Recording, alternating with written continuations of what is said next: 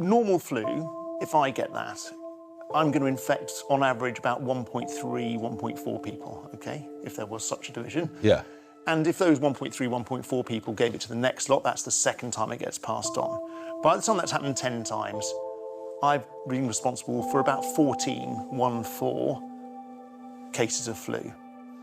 This coronavirus is very, very infectious, so every person passes it to 3. Now, that doesn't sound like much of a difference, but if each of those 3 passes it to 3, and that happens at 10 layers, I have been responsible for infecting 59,000 people.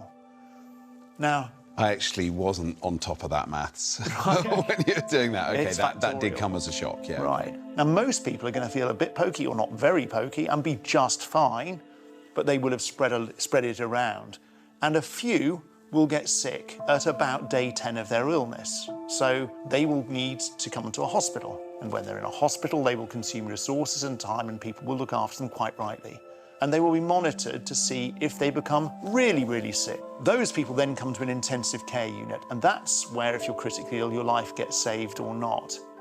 And this is the issue. If we've got a limited resource, which we have, a limited number of ventilators, a limited number of doctors, a limited number of nurses, which is fine, because we can't run ourselves with a huge excess capacity all the time.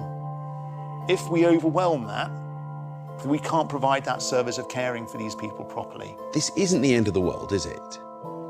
No, we've got to remember that this is, I'm not going to play it down. It's going to be ugly, it's going to be horrible for a large number of people, but it will be a small number of people who get properly sick, and a smaller percentage of those, again, that need to come to an intensive care unit, and we can save the lives of a large number of those people too. But please, just remember that the best chance we can give for the people who do fall ill is if we've got enough beds and enough staff and enough kit to be able to be there for you. And if you are irresponsible enough to think that you don't mind if you get the flu, remember, it's not about you, it's about everybody else.